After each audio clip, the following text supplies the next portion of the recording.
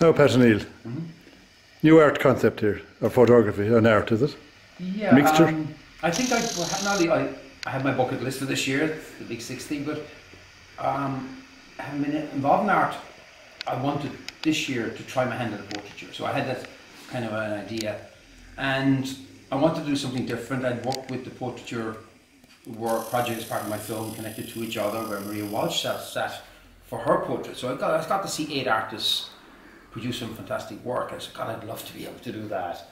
Maybe I took a kind of a different approach, because the guy who was picked by Maria Walsh as her preferred portrait that she got to keep as a gift, I approached him. He's got a wonderful artist called Enda Griffin, and I said, Enda, I'd like to do a portrait, but would you collaborate with me? Now that's kind of breaking rules, because in portraiture you tend to paint all the face, and artists don't tend to share their canvases too easily.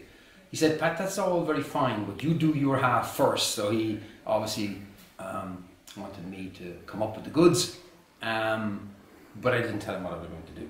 So in speaking to yourself over coffee, it took me a while to get it out of you, by the way. I asked you, what was your favourite song? I think I asked you 3 or 4 times, and we narrowed it down to The Living Years, a wonderful song by Mike and the Mechanics, I think it is. And then I went back to Le Claire, and I now had, in your case, one side of your face. If you think about a line right down the middle, my contribution to the portrait was to reproduce the music notes from the song without the words into the outline, in this case of your portrait. He then took from a photograph that was given actually by your daughter, Tanya, a lovely photograph, and he did his portraiture work on the left hand side. So it's an attempt by me to do something different. I like changing the rules, I suppose, a little bit on stuff like this. It's meant to be personal, not alone that it reflects your portraiture as you would expect, but the song is deeply personal because it's your favourite song. And so in one painting it kind of tells a bit of a story.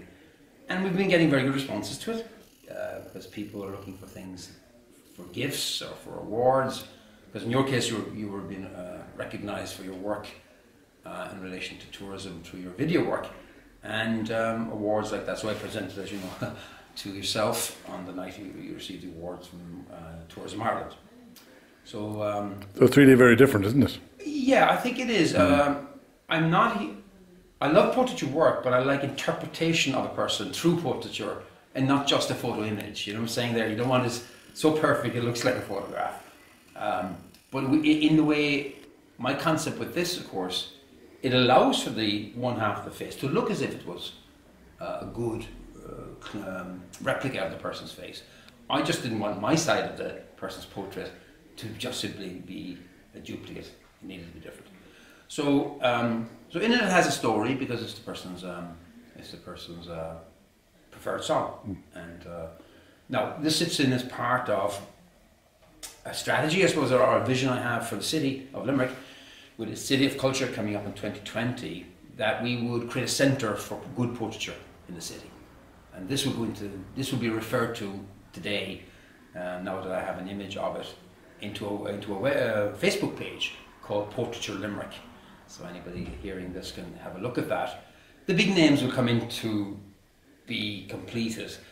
Rose Lee, yourselves, Paul O'Connell will obviously have to have his portrait done at some stage, and he has agreed. Andy Lee, the boxer, you know. But the next portraiture event actually is to get children between the ages of 8 and 12, and it's gone into the press, to write in their own handwriting, no texting and no emails, the reason why their grandfather, grandmother, or both, if they're alive, that they should be the subject of the same portraiture experience of having 8 artists paint them on the same day. So that's going to be a wonderful experience, because an 8-year-old child is going to be the one that gets their grandparents' portrait done. 8 portraits on the same day, and the grandparents will get to pick the one they like, and they get that as a gift from the artist. So that's kind of where we are with that, you know.